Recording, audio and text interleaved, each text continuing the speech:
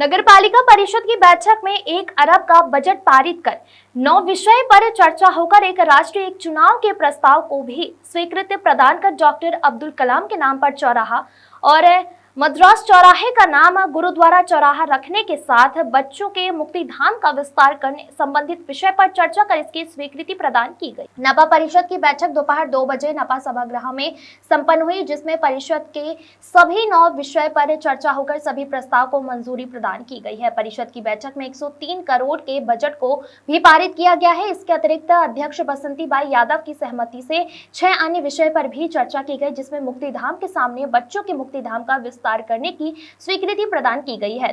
दशहरा मैदान पर walking track बनाने के साथ देश में एक समय एक ही चुनाव कराने के प्रस्ताव को मंजूरी देकर राष्ट्रपति को भेजा जाएगा।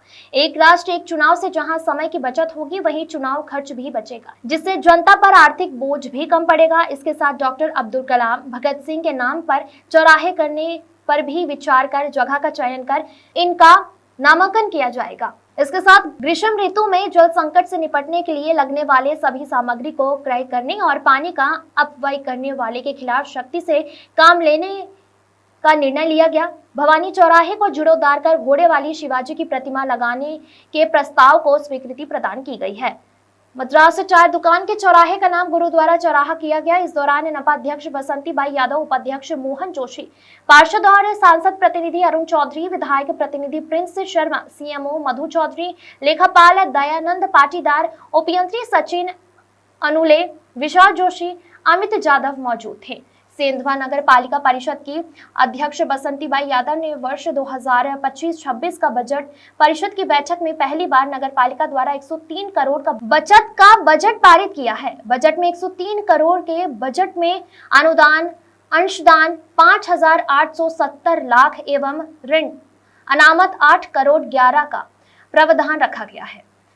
इनको कम करने के पश्चात नपा को विभिन्न स्रोतों से आय 36 करोड़ 47 लाख प्रस्तावित है और 5% संचित निधि 1 करोड़ 82 लाख प्रस्तावित है, जिसमें बचत 29,095 का रखा गया है, जिसमें शासन के अनुदान 15 करोड़ रुपए, वाटर पार्क जिसमें स्विमिंग पूल, बगीचे के अतिरिक्त प्रत्येक वार्ड में सीमेंट, कंक्रीट रोड, डामरीकरण, नाली निर्माण के लिए केंद्र सरकार से 25 करोड़ की मांग की गई है। राज्य शासन से मिलने वाली आर्थिक सहायता, विशेष निधि, राज्य वित्त आयोग, मूलभूत सुविधा के लिए 18.70 करोड़ का प्रावधान किया गया है। नपा कर एवं फीस से चुंगी क्षतिपूर्ति समेकित कर सहित 20.88 करोड़ का प्रावधान किया गया है। नपा में संपत्ति से आय 5.47 करोड़ का, जलकर से 7.89 करोड़ का, विविध प्रकार की आय मद से 2.10 करोड़, मुख्यमंत्री अधोसंरचना विकास के अंतर्गत 8.11 करोड़ और 5%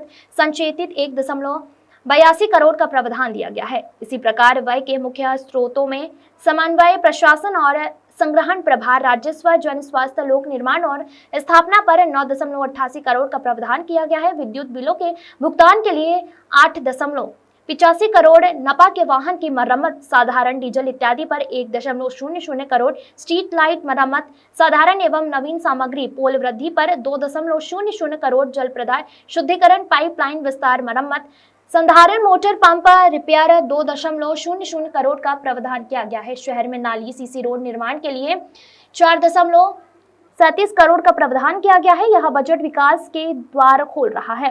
नगर विकास के लिए जनता भी समय पर नपा के करों का भुगतान कर हमें विकास में सहयोग प्रदान करे। नपा अध्यक्ष बसंतीबाई यादव ने कहा कि सब कुछ सही समय पर हमें अनुदान प्राप्त हो जाता है तो हम नगर को धूल मुक्त नगर बना देंगे। नगर के सौंदर्यीकरण में कोई कोर कसर नहीं छोड़ेंगे। सेंधवा से दुर्गेश शर्मा की रिपोर्ट। जमीन भैया है वो जमीन रिकॉर्ड में कम है और से ज्यादा है, तो उसका संशोधन करने के लिए अपन ने करा हुआ है। मैंने सुना था कि विद्युत मंडल में कोई केस लगाया कि हमारी जगह नगर पालिका की नहीं, नगर पालिका नहीं अपनी, जबकि सच क्या है कि नगर पालिका जब अपना बिजली से पावर हाउस के सदस्य एक राष्ट्र एक चुनाव की अवधारणा के समर्थन में एक प्रस्ताव प्रस्तुत करते हैं, जिसका उद्देश्य भारत के लोकतांत्रिक ढांचे को अधिक प्रभावित, पारदर्शिता और आर्थिक रूप से सुदृढ़ बनाने का उद्देश्य।